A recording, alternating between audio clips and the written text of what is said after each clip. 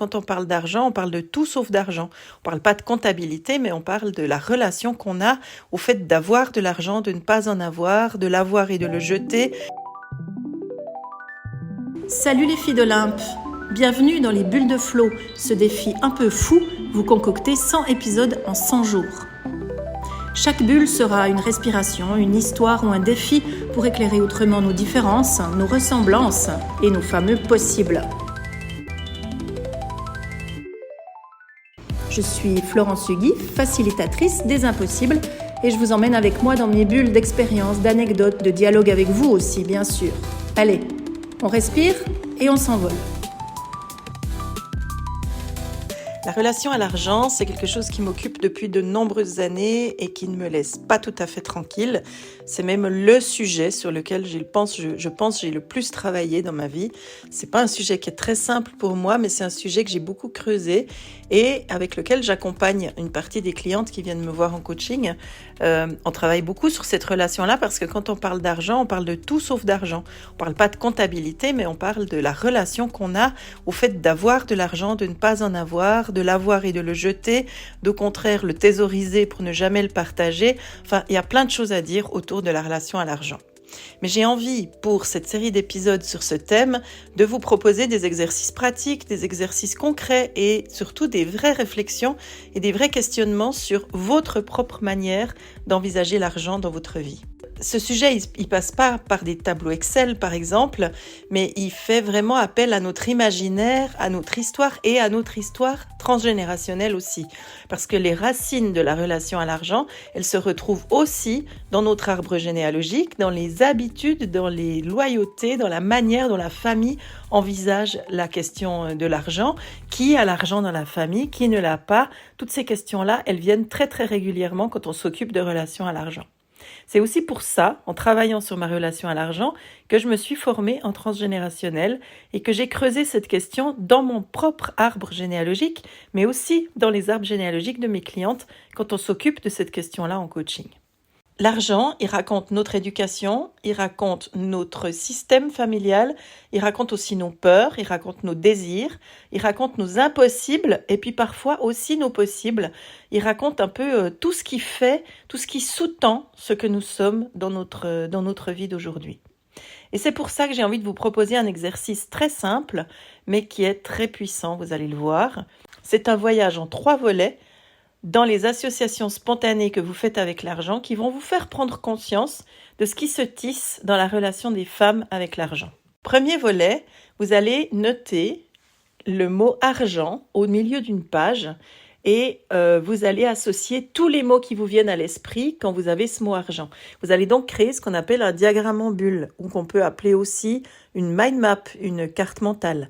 Donc faites-le vraiment de manière très spontanée, très intuitive, sans y réfléchir, sans trop mettre de mental dans tout ça. Allez-y spontanément avec tout ce qui vous passe par la tête et surtout ne vous censurez pas. Laissez sortir ce qui arrive. La question est très simple. Quand je dis argent, quels sont les premiers mots qui vous traversent? Et si vous ne souhaitez pas que je vous souffle des idées, vous pouvez interrompre votre écoute, faire l'exercice et revenir parce que je vais vous donner des pistes, quelques clés dans la suite de l'épisode. En général, quand on note le mot argent sur une feuille et qu'on demande aux gens de noter tout ce qui leur passe par la tête, il y a beaucoup la notion de sécurité qui va sortir, la notion de liberté aussi parfois, la notion de stress, de peur, d'inquiétude, de manque, la notion de tabou, de culpabilité potentielle, d'indépendance aussi, d'insécurité qui vient se greffer sur la fameuse sécurité du début. C'est aussi une histoire de survie, de pouvoir et puis surtout de honte. On parle parfois de confort, on parle parfois de danger. Ça dépend un peu comment on perçoit cette relation à l'argent. Ce sont les mots qui sortent le plus souvent, mais il y a aussi tout un vocabulaire autour de la saleté. On considère l'argent comme sale, on considère l'argent comme dangereux. Donc tous ces enjeux-là, ils sont collés simplement au mot argent si on le pose de cette façon-là. Et maintenant, je vais vous proposer la deuxième partie de l'exercice. Nous allons associer le mot homme au mot argent. Qu'est-ce qui s'ajoute? Là aussi, vous allez laisser venir. Vous allez déposer tout ce qui vous passe par la tête quand on associe argent et homme, c'est-à-dire argent et masculin. Là aussi, vous pouvez faire l'exercice sur la même mind map avec une autre couleur, comme ça vous permettra de voir petit à petit ce qui se dessine. Et puis quand vous aurez noté ce qui vous est venu en tête, eh bien revenez dans la suite de l'épisode. Avec homme et argent, on entend souvent réussite, ambition. On entend souvent normal ou pouvoir, salaire, compétence, compétition, investissement, business, force, évidence, puissance. On entend aussi souvent pouvoir, je l'ai déjà dit. Pouvoir, ça revient beaucoup. L'homme associé à l'argent, c'est une histoire vieille comme les récits fondateurs. C'est l'homme qui assure, c'est l'homme qui pourvoit l'argent, c'est lui qui possède et donc c'est lui qui décide. C'est pour ça que le mot pouvoir devient aussi fort dans cette association entre homme et argent. Même si on ne pense pas à ça consciemment, on parle là d'imaginaire collectif. On parle de la manière dont notre cerveau a intégré un certain nombre de notions, d'idées, d'images qui font que ces mots-là reviennent de manière très très régulière.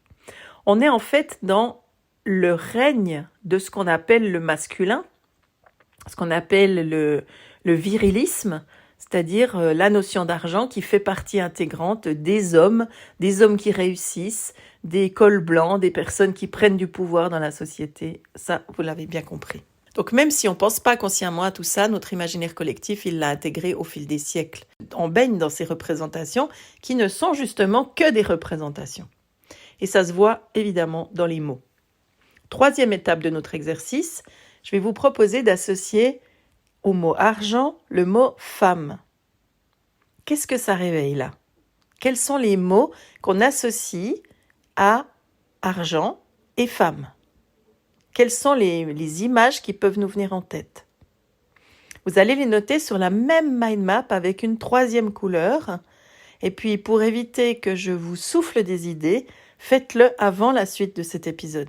Alors, quand on dit femme et argent, on entend souvent vénale, on entend souvent dépensière, avare, profiteuse, matérialiste, dépendante, non compétente, pas faite pour ça, peur de demander ou peur tout court, mauvaise négociatrice, capricieuse. On entend aussi shopping, on entend dépense, on entend le point G est dans la penderie. Et ça, on l'entend parce qu'il y a une pub qui l'a dit. Et puis il y a le mot que tout le monde évite, mais qui pèse dans l'air, prostitution. Et c'est même peut-être le principal mot qui est associé à femme et argent. Pourquoi ? Parce que l'argent est quelque chose que la femme est allée chercher sur le trottoir. C'est ça l'archétype, c'est ça nos imaginaires collectifs. C'est de ça dont il est question dans la relation des femmes avec l'argent. C'est la figure de la salope, si je le prends avec un autre terme tout à fait archétypal aussi. Les femmes qui auraient réussi grâce à quelqu'un, grâce à un fameux protecteur. C'est la femme qui reçoit de l'argent par des moyens douteux. C'est celle qui s'est vendue. C'est celle qui a obtenu un poste parce qu'elle a couché. C'est tous ces soupçons-là en fait.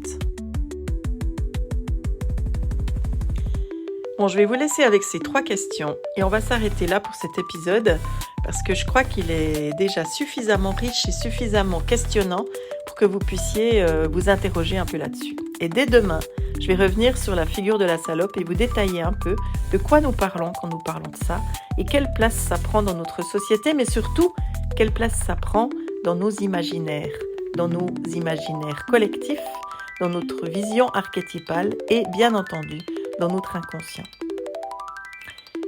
Voilà, c'est terminé pour aujourd'hui.